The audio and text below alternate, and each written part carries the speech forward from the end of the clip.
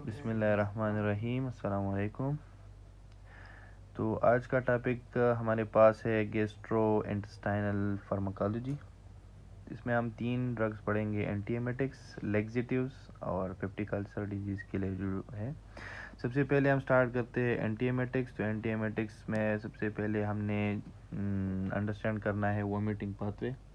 ठीक है, तो 4 जगहों पे रिसेप्टर्स है, वहाँ से ये वोमिटिंग जो सेंटर है वो एक्टिवेट होगा और फिर वोमिटिंग काज होगा। सबसे पहले हमारे पास है कीमो रिसेप्टर, ट्रिगर जोन।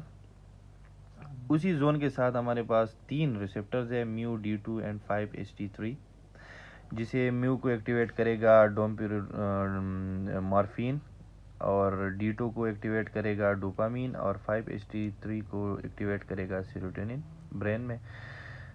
फिर ये जब एक्टिवेट हो जाएंगे तो ये फर्दर एक्टिवेट करेगा वोमिटिंग सेंटर में, जो कि ब्रेन स्टेम में मौजूद है, और फिर ये वोमिटिंग काज करेगा। दूसरा जो हमारे पास है वो इंटरनल ईयर, जिसे लेब्रिंथाइन अपरेटस भी बोला जाता है।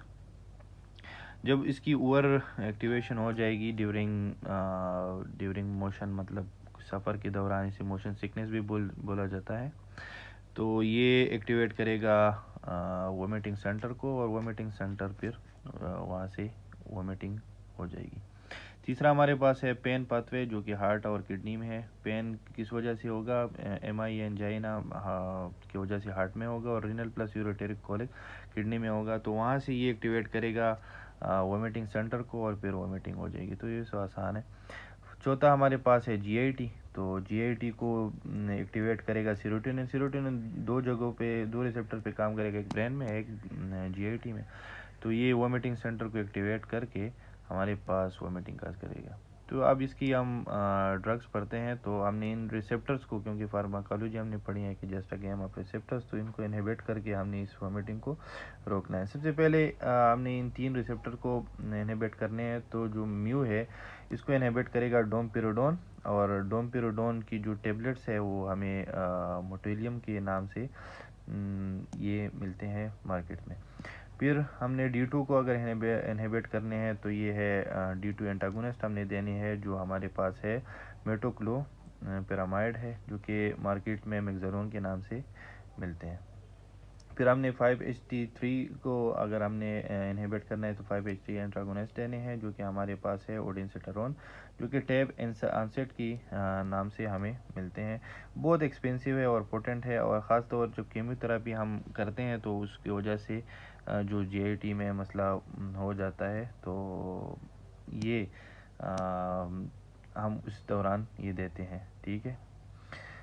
फिर हमारे पास जो दूसरा है, लेब्रिंथाइन अपरेटस में 2 रिसेप्टर्स होते हैं, M muscarinic and H1 receptor. तो मस्करेनिक को स्कोपोलामीन इनहिबिट करेगा, और ग्रेविनेट H1 को इनहिबिट करेगा, तो ये फिर वोमिटिंग नहीं हो जाएगी। तो इसलिए जो सफ़र से पहले आपने ये ग्रेविनेट लेनी है, तो आपको वोमिटिंग का मसला नहीं होगा।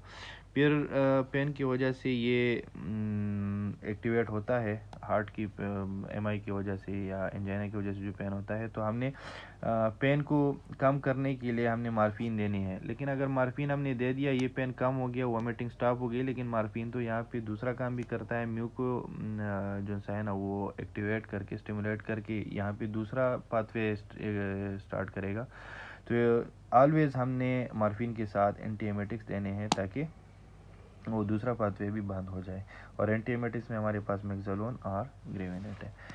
अब हम आते हैं ड्रग्स फॉर कॉन्स्टिपेशन। तो कॉन्स्टिपेशन के लिए दूसरा लफ्ज़ लेक्सिटिव्स भी यूज़ होता है, परगेटिव्स भी यूज़ होता है। तो हमने 2 काम करने हैं, या तो स्टूल को सॉफ्ट करना है, या उसकी जो पेरिस्टाल्टिक मोमेंट है हमारी, वो उसको इंक्रीज़ करके जो है ना हमारे पास मसला हल हो जाएगा।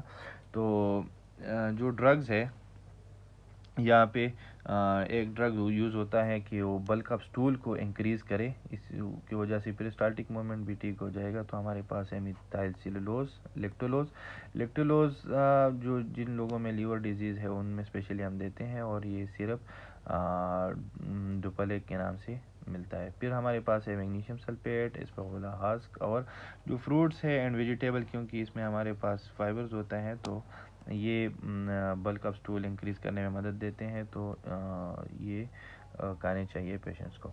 پھر ہمارے پاس ایریٹنٹ پرگیٹیوز آتے ہیں، تو اس میں ہمارے پاس کیسٹر آئل ہے جو کہ صرف اسمال گٹ کی ایریٹیشن انکریز کر دیتے ہیں، اور سیکوڈائل ہمارے پاس دو کام کرتے ہیں، یہ اسمال انٹسٹائن اور لارج گٹ، اسمال گٹ اینڈ لارج گٹ دونوں کی ہمارے پاس ایریٹنٹ پرگیٹیوز ہے۔